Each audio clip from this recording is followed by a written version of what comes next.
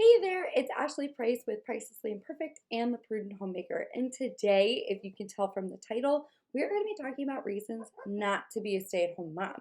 And you're probably thinking to yourself, Ashley, you're all about, women staying home and being homemakers. So how does this make sense? Well, I'm going to tell you how it makes sense in 1 second. So first, I am going to apologize. The puppies are still in my office, and so if you hear them, that's why we still have 12 lab puppies in the office. So, yeah, it's a good time in our house. So, I want to talk about the premise behind this because the world is going to give you 952 reasons not to be a stay at home mom. The world's going to plant a lot of fears in your mind. The world's going to plant a lot of doubt. The world's going to make you think you're not smart enough or good enough or that you're giving up too much. I think so I was born in 1990, and I think that the world does a really good job my whole life, really bombarding me with this like girl power, girl boss, female empowerment ideology. Like there's even pictures from when I went to the Spice Girls concert when I was like 7 or 8. And my shirt said girl power on it. And so it was just the way I grew up was thinking that everything that the world does is meant to oppress women when that's exactly what Satan wants. Satan wants you to think that women are completely oppressed and incapable of doing anything if they stay home. But it's because Satan knows the power of having a parent at home, particularly a mother at home. So I think that's why Satan does a really good job of planting all of these seeds of doubt in our brain. So what I'm going to do is share the top 7 reasons women give me as to why they can't be a stay-at-home mom, and we're going to talk about why it's a lie.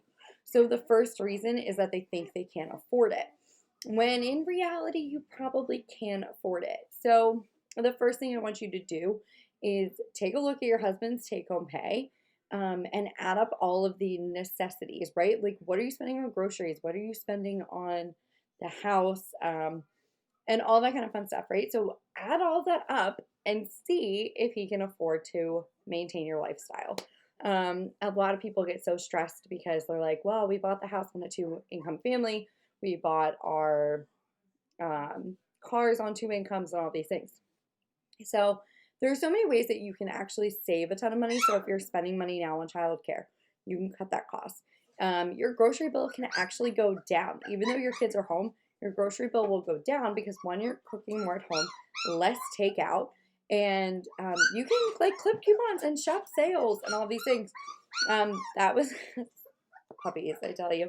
That was a big fear of mine actually when my husband decided he wasn't going to renew his military contract. I was so used to shopping on post. And so I was like, I haven't shopped in a regular grocery store in a while, and I don't know that we can like swing it. But then it turns out like all of the snacks are like buy one, get one free. And there's always all of these specials. And so I am coming home with just as much food and spending the same amount I did as shopping on base because I'm catching the deals and utilizing store cards and all these things, right? So if you have like a rewards card at your grocery store, like I went the other day and they were like, hey, do you want to use your $10 off coupon that you have because you shop here so much? And I was like, yes, I do. So there's different ways that you can save money. The other thing you can do is honestly, like just go ahead and freelance, side hustle.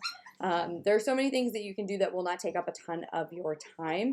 And so think about those things. Think about the skills that you've acquired in the corporate world that you can translate into a side hustle.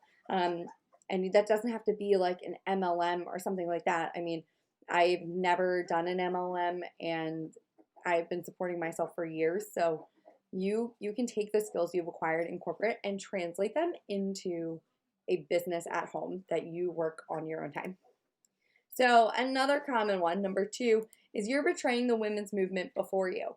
I hear this so much from women who say, well, all these women went before me to make sure we had the right to vote and equal pay and all of these things.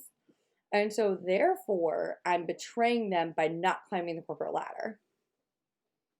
Negative. So when you think about the suffrage movement, right, we think about the women's right to vote. right? From like it started, 1850s, right? It really like started to gain steam. And so the women's suffrage movement wasn't just about like the ability to vote. Women were involved in so many things because they had the time to, right? And I hear from people all the time, they're like, well, I don't want to get bombarded with volunteer work and all this stuff. Like volunteer work matters. Women then were involved, and I have a list. They were involved in temperance leagues, religious movements, moral reform, and anti-slavery organizations. Women were a huge part of the anti-slavery movement. And so your time could be very, very well spent if you just pick and choose something that makes the most sense to you. So I really want you to think about the impact that you can make by staying home versus going to work. And sure, going to work means you probably have more money to donate to organizations that you care about. And while money is great for these organizations, also need bodies in there taking an active role. And so I want to encourage you to take your time home to find something you care about and then go for it. And then number 3 reason, staying home will make you miserable. I hear this so much. People are like so afraid that they are going to be just like completely unhappy at home. And I felt that way too, right? I was like so used to working in corporate America and being challenged constantly by things at work. And so I was like, well, I don't know how being at home, even though I know that's what I want, like, is it going to make me happy to be at home? Is just doing the dishes and mopping the floors and doing laundry, going to fulfill my cup? And the thing is that when you shift your mindset, right, and you say to yourself, okay, cleaning these floors, doing the dishes, doing the laundry, spending time with my kids is actually service to my family. It's service to God. Well, that changes everything, right? Like there is beauty and joy in the mundane things that we do every single day. So if you can just shift what your mindset is, I promise it's way better. Plus, we sleep in. So my kids are homeschooled. So we sleep in. We can watch movies in the middle of the day. We go to the park. We go to the lake. We go fishing, right? We can hit the beach if we want. We've traveled. Like my husband had a gig last year. And so like we just took like 4 days off and went and did that. So there's a lot that can be done. The other thing, this is my thought. The other thing here is that feelings are fleeting, okay? The way you felt about your husband the day you met him is probably not the way you feel about him now. And the way you thought about your child when you were pregnant is not the way you feel about them now because they are here and they are in front of you and you've developed a greater relationship with them. And so feelings are fleeting, feelings change. And so I don't want you to base something that can have an eternal impact on a fleeting feeling because I promise your feelings will change. Another one, and I've heard this personally, like people come at me with this one all the time, is that my education is a waste of time now. It was a waste of time, money, energy, effort on my part. So I actually have 4 degrees. And so people tell me all the time that I am wasting my diplomas by homeschooling our children, which is crazy to me that we would put education above the value of raising your children. That's number 1 on that part. But then my other question is if the purpose of education is just to get a job, then you're really missing the purpose of education. Education can be used in so many ways. It is a skill and knowledge that you take with you forever. The Bible talks about how we are only going to have our knowledge and experiences with us on the other side. And so it is not going to be the things that you have amassed materialistically here, but it's going to be the knowledge and the experiences that you have that will carry with you. So what are you taking with you? I never have considered my education to be a waste. Okay, the next one, that's the big one.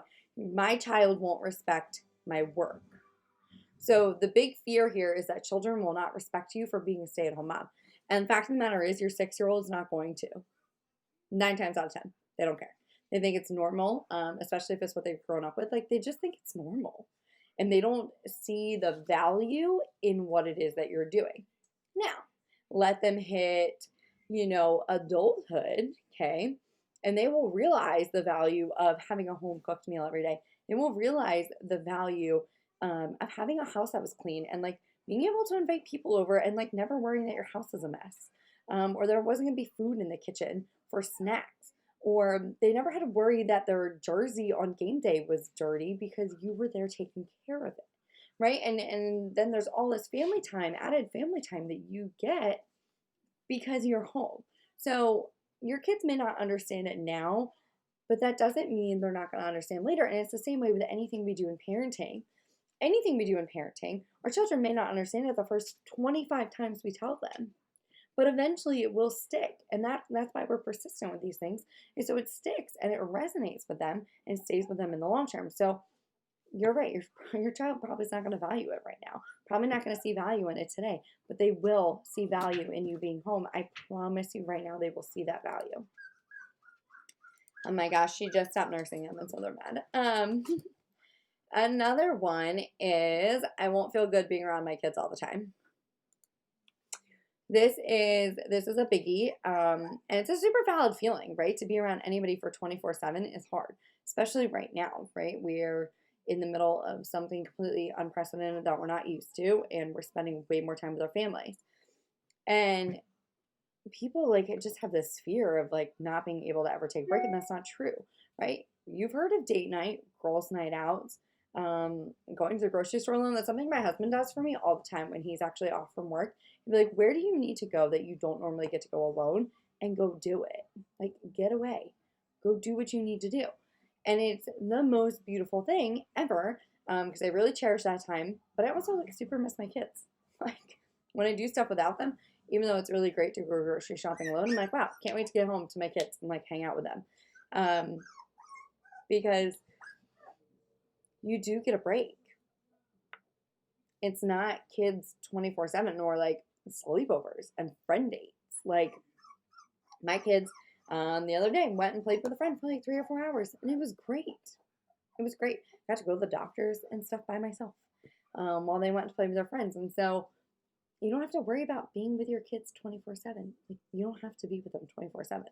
And the other thing is you probably feel this way too, honestly, because you are punching a time clock and going to work and you're giving your job 100%, right? Because you feel like if I give my job 100%, then I get a raise and I move up in my job and it's better for my family. So you put 100, 110, 150% effort into your job, but then your family's getting your leftovers because nobody can operate at 110% all day long. You just can't do it. And so you operate like this at work, giving your job everything and your family gets the leftovers. And I promise you right now, that's not what God designed for you. God did not ask you to give, 110% to corporate America. He didn't. He asked you to give 110% to your family. Okay, last one, I promise. I get this a lot. Women are often afraid of slipping into a traditional or biblical marriage. Hardcore quotes here. Because there's a lot of stigma around like this negative idea of what a biblical marriage and a traditional marriage look like, when in reality, I promise you, it is 25 times better. I saw women complaining in a forum about, their husband doesn't ask them to pick up the dry cleaning or drop it off, but they do it because it's going to be closed when he gets home from work. Like, I'm sorry, girlfriend, but that is the least you can do if he is putting food on your table. Go drop off his work shirts and pants to the dry cleaner. It is not hard. It does not take much out of your day. I do it for my husband, especially with his church clothes. Like, I go, I drop them off, I make sure that they're ready to go for the rest of the week, and we don't have to worry about it. And it takes a couple of minutes of my day. And so I think like the world has done a really good job of manipulating our feelings and challenging us to think about what is acceptable in marriage and what isn't. And it's not oppressive to drop off your husband's dry cleaning. It's not oppressive to do the grocery shopping. If your husband is paying all of the bills and he is the one leaving the home doing the work that ensures you guys can live, then the least you can do is like run some errands without complaining about it and not like slipping into this, oh, I'm so oppressed. I'm in a traditional 1950s marriage and I'm so oppressed. Like, no, you're not. No, you're not. That is called mutual respect for your husband and the effort that he's putting in for your family, and so you need to be putting in the same amount of effort. You're not oppressed. Sorry. It's just not the way that is. And honestly, like, by me handling all the errands, like, here's the deal. So I handle the errands, right? And I'm spending time with the kids all day. Dinner's cooked when my husband gets home. And so when he gets home, he doesn't have to worry about going to the store. He's not worried about running to pick up his dry cleaning. He's not worried about, you know, a myriad of other, like, things that we can do. Like, he's not worried about them because I did them. And so when he comes home, he gets to eat dinner, hang out with the kids. We do a Bible study at night. Okay, so we get all this family time. We put our kids to bed together, and then my husband and I get time alone every single night. And he's not worried about doing the dishes or cleaning the house or worried if he has clothes for work the next day because I took care of it already. So he's taking on the stress of making sure there's a roof over our head while I take over the stress of making sure that the household runs well. And together we like depend on each other for different things. Like, he depends on me to make sure he has clean clothes for work, and I depend on him that when I go to the grocery store, the card is going to work. I know it does because I check the bank account every day. But, because we're obsessive compulsive that way. And so, it's not oppressive. It's not going to make your marriage worse. You just have to change your mindset and get rid of these, like, girl boss ideas that the world has given you, because I promise they're not going to serve you in your marriage in the long haul. And so if these are some of the objections that you've had to being a stay-at-home mom, comment below and tell me about them. If there's other fears you have around being a stay-at-home mom, comment here too and let me know and tell me about it, and we can talk about it. If you just watch this and you're thinking to yourself, wow, I would like to be a stay-at-home mom, then I encourage you to click the link below and watch my little video series. It's like, it literally will take you under 45 minutes. It's a free video series on how to have that conversation with your spouse, sample script, more common objections that he may have. And it's going to have just a bunch of tools to equip you to have that conversation with anybody who challenges you on that role. So I will see you guys next time. Have a good day. Bye.